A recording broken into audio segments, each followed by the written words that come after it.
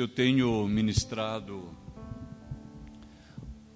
o sermão na Páscoa e tenho mantido uma direção, mas hoje eu quero pensar a Páscoa e a paixão de Cristo numa outra perspectiva. E eu tenho orado e pedido que o Senhor me ajude para que toda a igreja compreenda e que nós possamos sair daqui edificados. Amém, queridos? Que nós possamos sair daqui refletindo sobre a nossa vida, considerando a nossa relação com Cristo e com a sua obra. Se você trouxe a sua Bíblia, abra por favor em Isaías, no capítulo 53. Isaías 53, nós vamos ler o versículo 4 a seguir. Aleluia, glórias a Deus. Verdadeiramente, Ele tomou sobre si as nossas enfermidades e as nossas dores levou sobre si. E nós o reputamos por aflito, ferido de Deus e oprimido. Mas Ele foi ferido pelas nossas transgressões e moído pelas nossas iniquidades. O castigo que nos traz a paz estava sobre Ele, e pelas suas pisaduras fomos sarados. Todos nós andamos desgarrados como ovelhas, cada um se desviava pelo seu caminho, mas o Senhor fez cair sobre ele a iniquidade de nós todos. Amém. Maravilhoso Deus, nosso Pai, estamos mais uma vez diante de Ti, diante da Tua igreja, diante da Tua palavra. Ó Deus, eu creio que queres falar ao nosso coração, e nós estamos reunidos para Te ouvir, Senhor. Dá-nos a graça de ter a presença do Teu Espírito neste lugar, ministrando nas nossas almas. É a oração que eu faço para o meu bem, para o bem desta igreja e para a glória e o louvor de Cristo Jesus. Amém. Queridos irmãos, quando estive em Jerusalém, tive o privilégio de caminhar pela Via Dolorosa, a rua por onde o Senhor passou, em direção ao Calvário, onde Ele seria crucificado. As pedras estão lá, e os peregrinos que caminham por aquele lugar passam com um sentimento de introspecção, de autoexame, de reverência. É o que a gente percebe ali. E conforme a gente vai progredindo naquele caminho,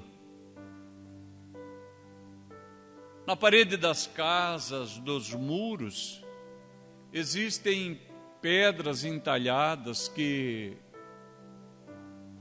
indicam os eventos que tiveram lugar naquela caminhada de mais ou menos 600 metros até o Calvário. E cada um daqueles lugares onde aconteceram fatos, alguns bíblicos, outros não, cada um daqueles lugares é chamado estação. Então são 14 estações.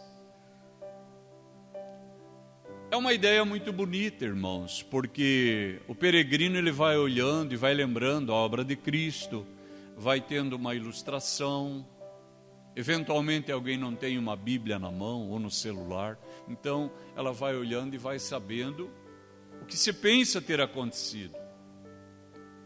Contudo, queridos, quando eu comecei a prestar atenção na chamada Via Dolorosa, eu encontrei ali ícones que não estão na palavra de Deus. Ali está dito que o Senhor Jesus caiu 3 vezes. Mas se você for ler a palavra de Deus, você não encontrará que ele caiu uma única vez. Os 4 evangelistas narram a morte do Senhor, a sua crucificação, a sua paixão, os flagelos, o julgamento sumário a que ele foi sujeito. Mas nenhum deles diz que o Senhor caiu.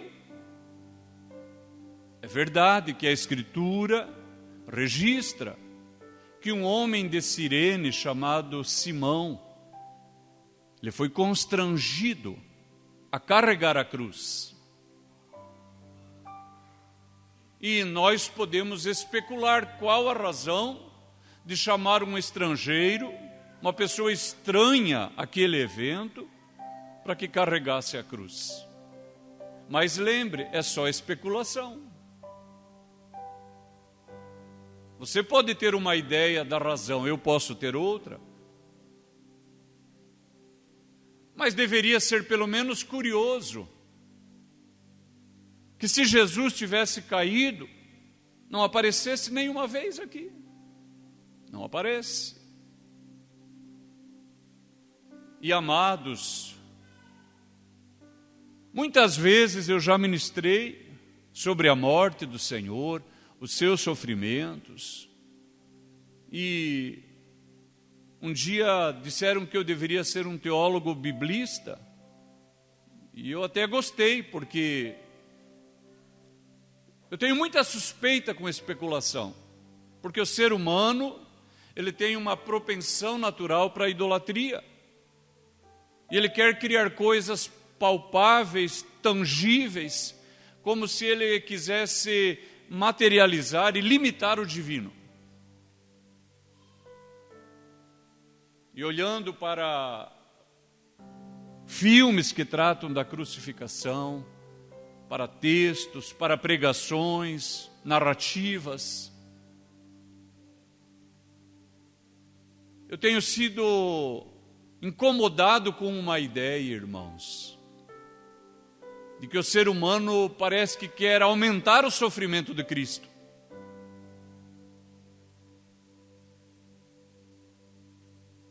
Eu pedi que a Aninha separasse uma figura para nós compartilhar com os irmãos.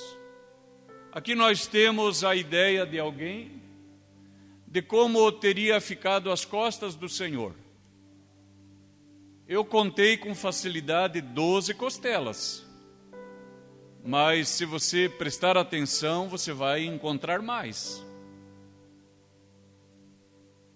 Eu fico pensando se uma pessoa nesse estado consegue caminhar. Então, quando eu leio sobre o chicote, e eu não vou aqui entrar nos detalhes, porque eu não pretendo reforçar essa ideia. E também não quero despregar a pregação de ninguém. Eu quero que cada um que está aqui nesta manhã seja ajudado pela palavra de Deus a ter uma revelação dos eventos que tiveram lugar naquela sexta-feira. Obrigado, Aninha.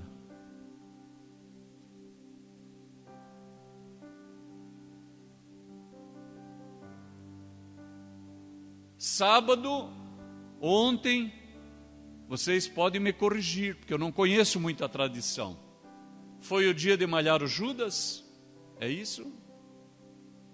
Eu lembro quando eu era criança, a gente via nos postes da cidade, nas cercas, um Judas pendurado. Eu hoje imagino que ele estava enforcado lá no poste e também nas cercas. E as pessoas atiravam pedra no Judas e malhavam o Judas.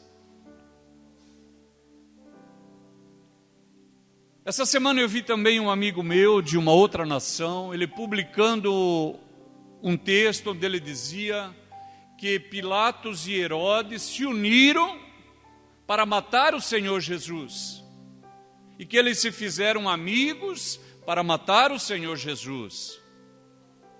Mas eu não encontro isso na palavra e não tem lógica, e vou explicar para os irmãos. É verdade. Pilatos mandou o Senhor Jesus para Herodes. Mas por que ele mandou o Senhor Jesus para Herodes?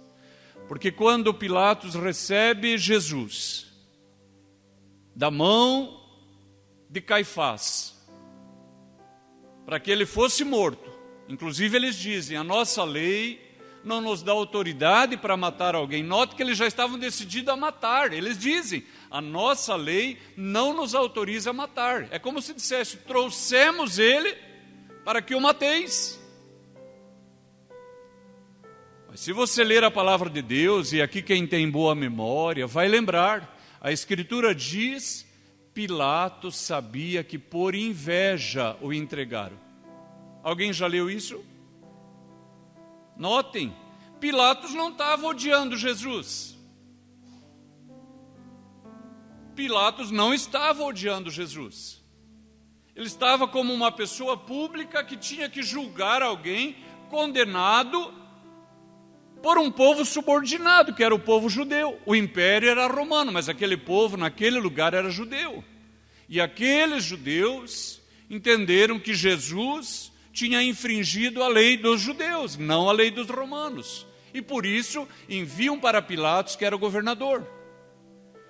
E quando Pilatos começa a conversar com Jesus, descobre que Jesus é galileu. Então a jurisdição é de Herodes, e por isso ele manda Jesus para Herodes. E a Bíblia diz, quando Herodes ouve que Jesus está vindo para ser julgado por ele, Herodes se alegrou, porque pensou, vou ver algum milagre, vou ver algum sinal, alguma mágica. Ele não odiou Jesus, ele ficou curioso. Ele ficou curioso.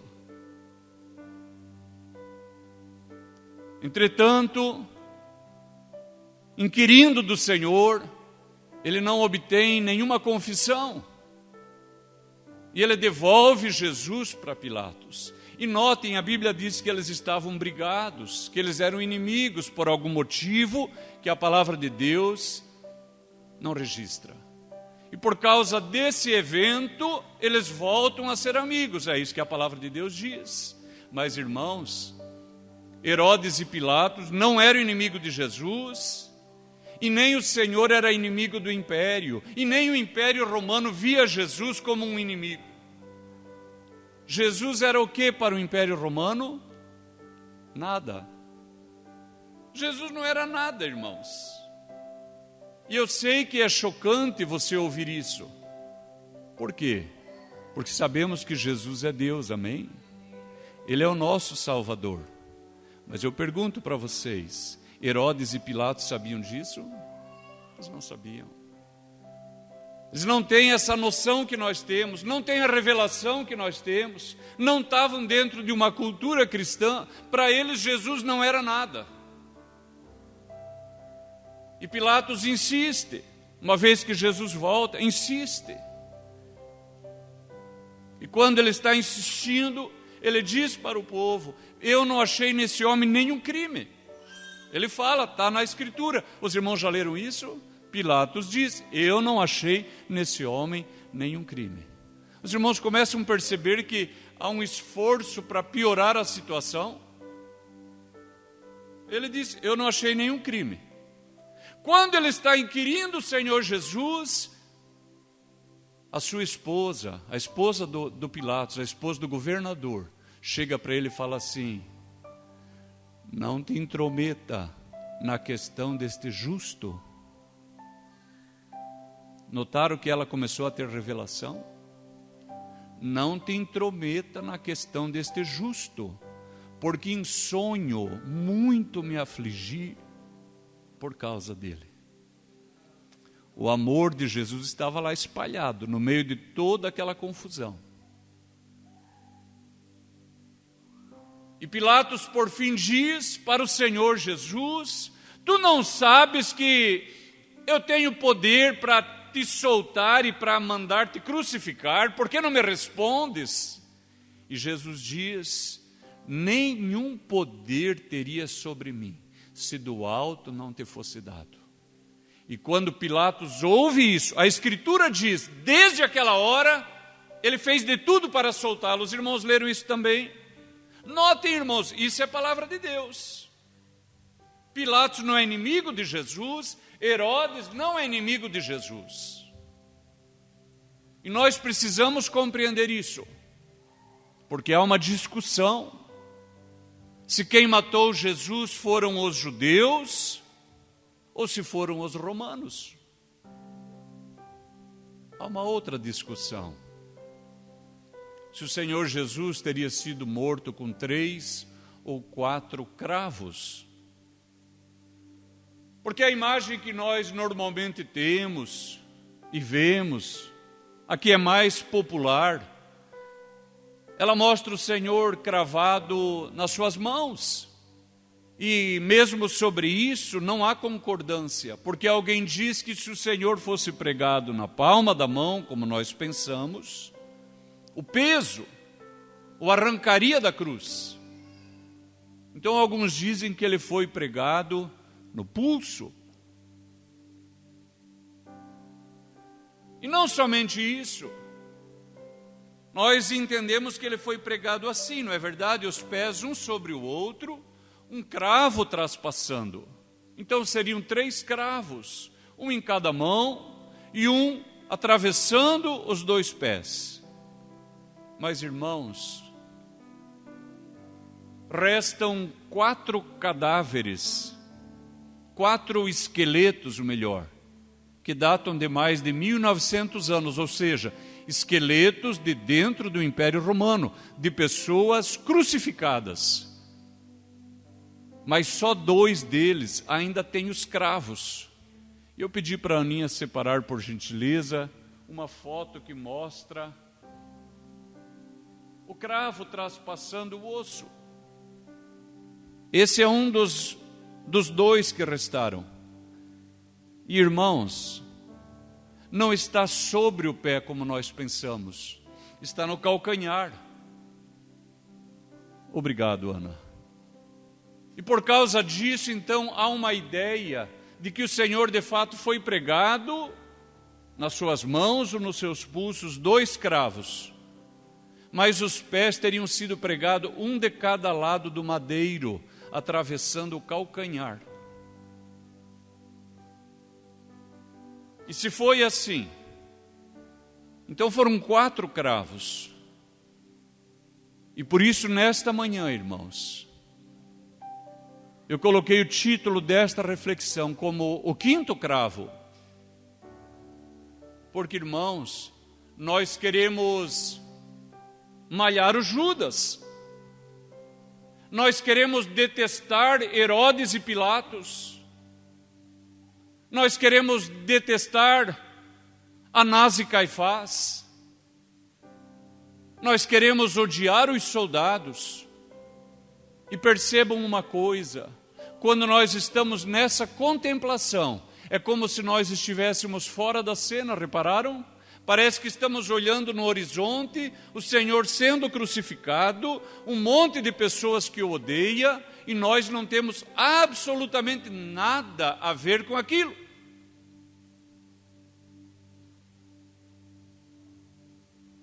Eu fico com a impressão que há muito esforço para piorar a tragédia que o Senhor sofreu por causa de mim e por causa de você.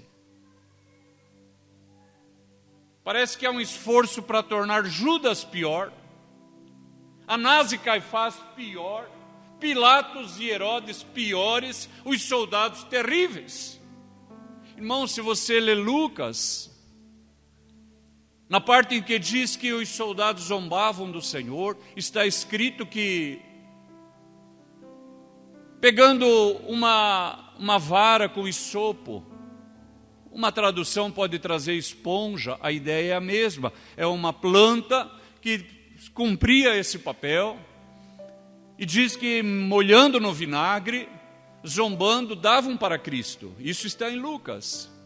Mas se você ler João diz que Jesus teve sede, e disse, tenho sede.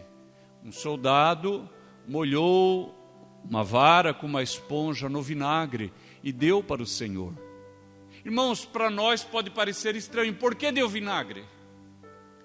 Irmãos, na verdade, a palavra que é traduzida por vinagre ela designa um vinho de qualidade inferior, misturado com água, que era a bebida comum da pessoa pobre e dos soldados. Você pode ler, diz que havia lá uma vasilha com vinagre, e molhando nela a esponja, deu para o Senhor. Ou seja, lendo em João, o que se vê é misericórdia. O soldado ficou compadecido do crucificado e deu uma esponja. Mas, irmão, você não precisa concordar comigo. Você pode escolher Lucas, não tem problema. Você pode dizer, estavam zombando. Você pode crer em João, um ato de misericórdia. Mas agora, aquele arqueólogo Rodrigo Silva, ele achou uma maneira de piorar o que já era ruim. Porque quando você lê sobre os banheiros romanos, os banheiros públicos, eu sentei em Jerusalém num banheiro desse tipo. Tem lá, é público, é no ar livre, ao ar livre. As pessoas sentavam nesses assentos de pedra. Havia uma pequena valetinha onde circulava água. E as pessoas não tinham essa descrição que nós temos. Então podiam sentar vários homens juntos. E os banheiros eram mesmo, todos juntos. E depois que a pessoa se aliviava, ela se limpava com uma vara em cuja ponta tinha uma esponja. É história. E depois que ela usava, essa vara com a esponja era colocado dentro de uma vasilha onde tinha vinagre, certamente por causa do mau cheiro. E outras pessoas iam usar a mesma vara com a mesma esponja. E sabe que conclusão que o Rodrigo Silva chegou? De que foi essa vara que colocaram para Jesus beber. Os irmãos percebem que há um esforço continuado, incontido, incessante, crescente, de piorar o sofrimento de Cristo. E sempre parece para mim que estamos assistindo uma cena. Irmãos, ninguém ache que eu estou tentando diminuir o sofrimento de Cristo. Nunca pense isso. Porque o profeta Isaías, para descrever o que o Senhor Jesus padeceu, ele usou as palavras enfermidades, dores, aflição, opressão, ferida, transgressão, iniquidade. Ele foi moído. Essas palavras são suficientes para descrever alguém em profundo sofrimento? E amados, a palavra de Deus diz em Lucas que quando o Senhor Jesus está no Getsêmani, ele faz uma oração em profunda agonia. Há tanta intensidade, tanto sofrimento na oração. Aqui quem já sofreu numa oração, angustiado, aflito, talvez tenha noção do que é. Você está gemendo diante de Deus, esperando por um milagre, rogando por um milagre. Assim estava o Senhor lá no Getsêmani. E a palavra de Deus diz que por causa dessa profunda agonia, ele suou gotas de sangue.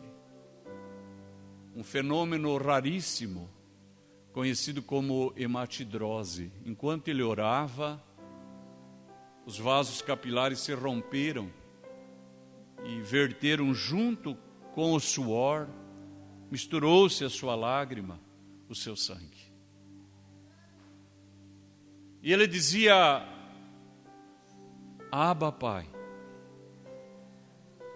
Essa expressão Abba, ela é usada pela criança pequena, é aramaico. Uma criança pequena falaria assim, Abba. Às vezes até nossos filhos pequenos já usaram essa expressão, porque parece que ela é natural para a criança. Ele faz este tipo de oração, Abba, Pai. Como se falasse paizinho. Se possível, passa de mim este cálice, sem que eu beba. E quando você presta atenção na redação de Lucas, o Senhor ora e diz, afasta de mim. Não é só que eu não beba, afasta de mim. E aqui outra vez me parece haver um equívoco. Muitas pessoas imaginam que quando o Senhor Jesus estava dizendo, afasta de mim esse cálice, que eu não beba, limitam-se a pensar no sofrimento físico do Senhor. Ele sabia que seria morto, sabia que seria crucificado. Então acham que Jesus estava pedindo que esse sofrimento lhe fosse afastado, mas não é. Irmãos, e quando olhamos essa cena, quando olhamos sobre Judas, Anás, Caifás, Pilatos, Herodes, os soldados, nós somos movidos de íntima compaixão por Jesus, já notaram?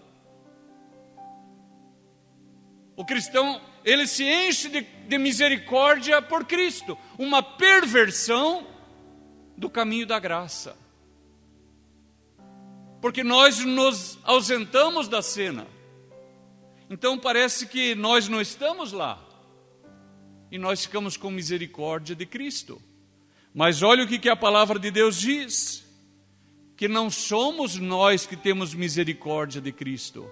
O texto diz, mas Deus, que é riquíssimo em misericórdia, pelo seu muito amor com que nos amou, estando nós ainda mortos em nossas ofensas, nos vivificou juntamente com Cristo. Pela graça sois salvos. Nos ressuscitou juntamente com Ele e nos fez assentar nos lugares celestiais em Cristo Jesus. Irmãos, não somos nós que temos misericórdia de Cristo. Deus teve misericórdia de nós. Aleluia! E não achem que foram os soldados, ou Judas, ou Anás. Qual foi o motivo daquele castigo? Qual o motivo do chicote? Os meus pecados. Eu também estava lá. Você também estava lá se você o recebeu. Os seus pecados estavam lançados sobre Cristo. E é por isso que ele orou, Pai, se for possível, afasta de mim esse cálice. Irmãos, não era a agressão física que o angustiava, mas sendo um Deus santo, o Filho, sempre em santidade, agora nossos adultérios jogados sobre ele, as fornicações, as blasfêmias, todo o lixo, toda a lama da humanidade, os homicídios, os genocídios, os holocaustos, tudo sobre Cristo. Eu não sei se alguém aqui alguma vez já foi injustiçado. Quando alguém atribui para você uma falta que você não cometeu. Você não pode se defender. E você acaba levando aquela fama, mas não foi você que fez. Mas não adianta falar. Quem já sofreu isso tem uma pálida noção do motivo da oração de Cristo, dizendo, afasta de mim. Não é só que eu não beba, afasta de mim. Porque agora todo aquele mal recairia sobre ele. E quando ele está crucificado, ele clama, Deus meu, por que me desamparaste? Aqui novamente, irmãos, há uma ideia de que o pai não conseguiu aguentar ver o filho todo cheio de sangue, todo ferido, todo injustiçado. Vejam que outra vez a ideia recai sobre a questão física, mas veja o que a palavra de Deus diz, as vossas iniquidades fazem divisão entre vós e o vosso Deus. Os vossos pecados encobrem o seu rosto de vós para que não vos ouça. Os irmãos entendem o que estava acontecendo? Os nossos pecados estavam sobre Cristo. Todas as nossas transgressões e iniquidades sobre Ele. E quando Pai o vê, o Pai afasta o rosto, porque as nossas iniquidades, elas fazem divisão entre nós e Deus. Queridos irmãos, o Senhor Jesus foi culpado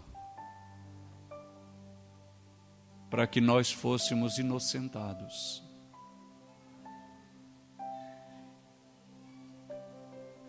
Ele foi acusado para que nós saíssemos livres. É isso, irmãos. Ele morreu para que nós tivéssemos vida, e vida com abundância. E nós temos experimentado esta vida, e sabemos que Cristo é real em nós. O nosso coração não está pesado, ainda que pecadores. O nosso coração não está aflito, ainda que maus. O nosso destino, ele não é para baixo, apesar das inúmeras escolhas equivocadas que fizemos. Cada um neste lugar sabe, eu estou caminhando para a glória. E por que isto é possível? Porque Cristo levou sobre si as nossas transgressões. Aleluia! Aleluia! O resultado do pecado é separação de Deus, mas nós não nos sentimos assim, nós sentimos amados de Deus, porque Cristo sofreu a separação em nosso lugar. Aleluia! Aqui muitas pessoas já experimentaram curas. Eu sou uma pessoa muito agraciada. Poderia contar muitas curas que Jesus operou em mim. A enfermidade advém do pecado. E por que eu fui curado? Porque o texto diz: Ele levou sobre si as nossas transgressões, as nossas enfermidades, as nossas dores. E Isaías já adianta, e nós o reputamos por aflito, ferido de Deus. Note que Isaías já falava sobre isso. É como se nós colocássemos a culpa em Deus, a culpa em Judas, por isso que bate no Judas. Judas é mau, eu sou bom. A Escritura diz que não. A Escritura diz que ele foi ferido pelas nossas transgressões, moído pelas nossas iniquidades. Nesta manhã eu quero te convidar. Deixe Judas, Anás, Caifás, Herodes, Pilatos. Deixe os soldados em segundo plano. E note que a tensão, aleluia, a tensão é entre nós e Deus. A tensão é entre nós e Cristo.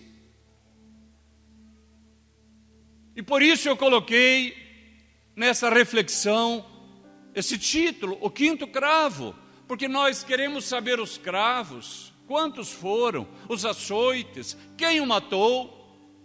Queremos odiar aquelas pessoas, mas a palavra de Deus diz que não. A palavra de Deus diz que somos nós, e inclusive diz assim: sepultados com Ele no batismo. Olha só. Quando nós fomos batizados, nós nos associamos com Cristo na sua morte.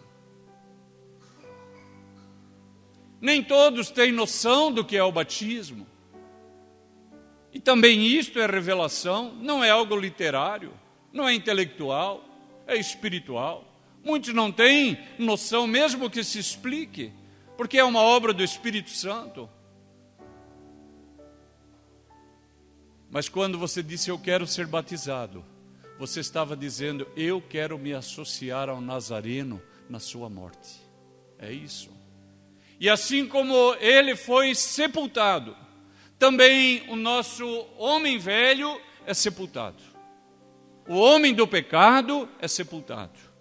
Aleluia. Sepultados com ele no batismo.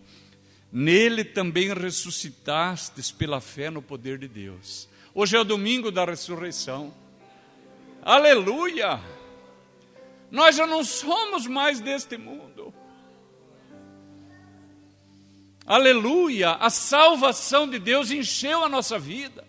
Nós fomos ressuscitados juntamente com Ele. essa ideia, ela permeia outras passagens da palavra de Deus, que nós nos identificamos com Ele na sua morte, então também seremos ressuscitados à semelhança da sua ressurreição. E a Bíblia diz que aquele que se associa com Ele na sua ressurreição, já não morre mais. Aleluia! Nós somos ressuscitados pelo poder de Deus. E quando vós estáveis mortos nos pecados e na incircuncisão da vossa carne, vos vivificou juntamente com Ele, perdoando-vos todas as ofensas. Diga todas as ofensas. Aleluia. Os pecados estão perdoados. Aleluia. A transgressão foi desfeita. Aleluia. Todas as ofensas. Havendo, olhe agora, riscado a cédula que era contra nós, nas suas ordenanças. Aqui vários intérpretes dizem que esse texto nunca é traduzido como a lei, que usaria a palavra nomos. Nunca usa essa palavra. Nunca traduz como a lei, porque quando você lê pode dar a impressão que está se referindo à lei, mas não é disso que trata. Diz assim: havendo riscado a cédula que era contra nós nas suas ordenanças, a qual de alguma maneira nos era contrária, a lista dos nossos pecados. E se alguém prefere a ideia de que está tratando da lei, você já me viu falando, e eu não posso dizer para você, mas falo por mim. Quando eu leio os 10 mandamentos, o que eu encontro lá é a lista dos meus pecados.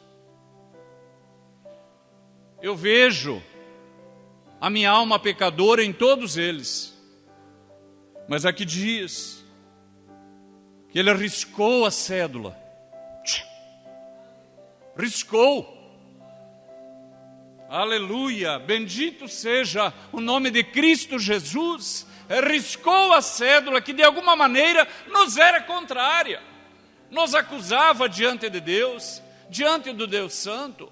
Não há mais uma lista de pecados contra você. O Senhor Jesus riscou, apagou com a sua obra. E diz assim: e atirou do meio de nós, cravando-a na cruz. Pá, cravou.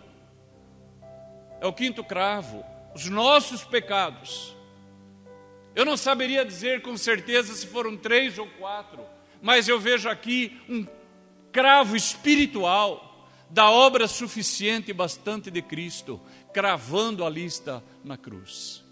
E é por isso que quando ele morre, a sua última palavra é tetelestai, que significa a dívida foi paga. Aleluia. A acusação, ela foi removida. O saldo devedor está solvido. Está pago, não deve mais nada. É por isso que a Escritura diz: portanto, nenhuma condenação há para os que estão em Cristo Jesus. Aleluia. E há uma pergunta que nós precisamos fazer e considerar nesta manhã.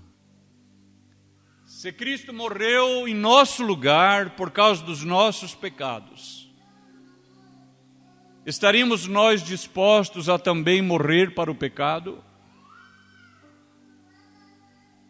E vou repetir essa pergunta. E eu gostaria que o Espírito Santo me ajudasse e que você nunca a esquecesse. Se Cristo morreu em nosso lugar, pelos nossos pecados, estaria você também disposto a morrer para o pecado? Porque a Escritura diz: aquele que quer fazer-se amigo do mundo, constitui-se inimigo de Deus. Não é possível achar que pode conviver com o pecado deste mundo, pode viver voltado para o pecado, para o erro, e ainda assim ser amigo de Deus. Há muitas pessoas nesse engano, um engano terrível de Satanás, Quem dera as pessoas fossem perturbadas pelo pecado, porque então despertariam, mas entram num sono, acham que está tudo bem, sem considerarem que estão caminhando para o inferno. Aleluia, aleluia. De qual pecado você gostaria de se despedir nesta manhã? Aleluia. Esta é uma manhã de reflexão. Pense por um instante. Qual pecado nesta manhã você gostaria de deixar para trás? É a música mundana. Irmãos, eu conheço músicas mundanas muito bonitas. E algumas são mais corretas que alguns hinos, que são teologicamente equivocados. Mas eu percebo que, ouvindo a música mundana, mesmo que a letra não tenha agravo, ela funciona como uma esponja, vai esfriando o crente, vai esvaziando o crente. É como se afastasse a presença do Espírito Santo, que ativa a nossa consciência diante do pecado. E se a pessoa não voltar atrás, ela vai para um segundo nível mais baixo. Eu tenho ouvido falar de cristãos que ouvem funk. Irmãos, é só você ler. Tem ímpios dizendo que não deveria ser permitida essa música. Ímpios falam isso. Porque na sua letra, que eu não me arriscaria a chamar de poesia, ela torna a mulher menos que um bicho. Afronta a Deus, zomba das coisas santas. Quem já conviveu com um vizinho que ouve isso sabe muito bem do que eu estou falando. Na mesma música, eles falam de Cristo, de Deus, aí soltam blasfêmias, palavrão. É uma afronta maligna contra Deus a cristãos que ouvem isso. Você não gostaria de fazer desta manhã a sua manhã para dizer: minha alma, eu quero caminhar para a glória. Quero caminhar para a glória. Há uma parte dos crentes que acham que o cristão ele pode manter uma relação sexual antes ou fora do casamento. A palavra de Deus condena. Mas vivem em paz, parece que está tudo bem. Caminhando para o inferno, dando glória a Deus. Você não gostaria de fazer desta manhã a sua manhã? Talvez você se assuste. Há cristãos que assistem filmes pornográficos, financiando a prostituição, financiando a exploração de pessoas. Se é o seu caso, você não gostaria de fazer desta manhã a sua manhã? Esta é uma manhã maravilhosa. É a manhã da ressurreição. Talvez você até já se identificou com Cristo na sua morte. Agora você precisa se identificar com Ele na sua ressurreição. Falar: eu quero viver novidade de vida. Quantos cristãos que mentem, celebram o dia da mentira, acham graça, acham bonito. Jesus falou: o diabo é o pai da mentira. Essa pode ser a sua manhã. Você pode fazer isso no culto de passagem de ano, mas seria fantástico se fosse hoje e você dissesse: ó minha alma, a mentira não terá mais poder sobre a minha vida, porque eu vou ressuscitar nesta manhã, pelo poder da obra de Cristo Jesus. Talvez você é uma pessoa que fala palavrão, palavra de calão, insultos, coisas baixas, imorais. No meio da sua conversa, isso flui. A Escritura diz: não saia da vossa boca nenhuma palavra torpe, mas só aquela que serve para a edificação. É bastante provável que nesta manhã, cada um que me ouve aqui, tenha sido batizado, então já associou-se com Cristo na sua morte. Mas esta é a manhã da ressurreição. Você pode dizer: eu quero ressuscitar com Cristo, eu quero me levantar. E a palavra que diz que o pecado não terá domínio sobre a minha vida, ela me achou nesta manhã, e eu quero que ela me ache. Eu quero voltar as costas para o mundo e caminhar para a glória em Cristo Jesus. Eu dei alguns exemplos. Eu não pretendo adivinhar o seu pecado, e nem quero que você me conte, e nem vou te chamar à frente, porque não preciso tentar adivinhar o que você faz de errado, os caminhos por onde você anda. Eu não preciso disso. O Espírito Santo está aqui, iluminando a palavra, e eu sei no meu coração descansa na certeza que a presença do Espírito é poderosa neste lugar, nesta manhã, para sondar o seu coração, e com certeza Ele iluminou áreas da sua vida que eu não falei delas, mas o Senhor te ama, Ele quer te salvar, Ele quer te libertar. Aleluia. Nós podemos orar. Aleluia, nós podemos orar. Eu gosto muito da Páscoa. Eu gosto muito da Páscoa. E lá em casa tem muito chocolate, graças a Deus. E não vou falar para você o desenho do chocolate, senão você vai se assustar. Mas chocolate, irmãos, eu como de diversos desenhos, eu não tenho problema com isso. Eu gosto muito do domingo da Páscoa. Eu gosto da esfera, do ambiente. Mas, irmãos, Páscoa é aqui. É aqui. O apóstolo Paulo escreveu: Cristo, nossa Páscoa, já foi sacrificado por nós. Cristo é a nossa Páscoa. Nós podemos orar. Quem sabe nós pudéssemos inclinar a cabeça. Peça ajuda do Espírito Santo. Diga: Espírito Santo, me ajude. Ilumine meu coração. Ilumina minha alma, Senhor. Ilumina os pontos escuros do meu ser. Onde ainda há trevas, eu não quero mais as trevas. Tei farai. Diga: Espírito Santo, onde há o pecado, eu não quero mais. Eu quero ressuscitar com Cristo.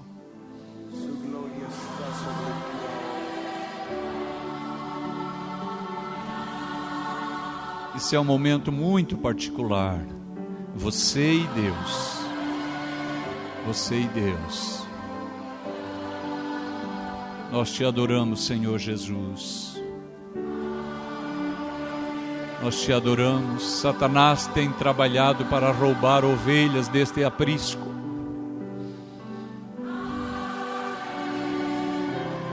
Satanás tem atirado com força, tem asseteado contra o meu irmão, minha irmã. Mas o teu amor nos achou outra vez. A tua graça nos achou outra vez. E a luz da tua palavra indicou áreas na nossa vida que não estão bem. Onde está o pecado, onde está a iniquidade, onde está a transgressão. E nós estamos agora nos curvando na tua presença e dizendo: Hosanas, nos salve. Bendito o Rei que vem em nome do Senhor, nos salve, nos salve. Não desista de nós, Senhor, nos salve, nos ame mesmo, nos liberte mesmo. Ó Senhor, aviva a nossa consciência. Aviva a nossa consciência a respeito das obras mortas do pecado. E liberta, Senhor, nesta manhã a alma cativa. Quebra as algemas, quebra as correntes. Para que aquela palavra que diz que o Senhor riscou a dívida seja verdade na vida de cada um que ouviu a palavra. Ó Deus, abençoe-nos com a tua salvação, Senhor. É a oração que eu faço e é a oração que esta igreja faz.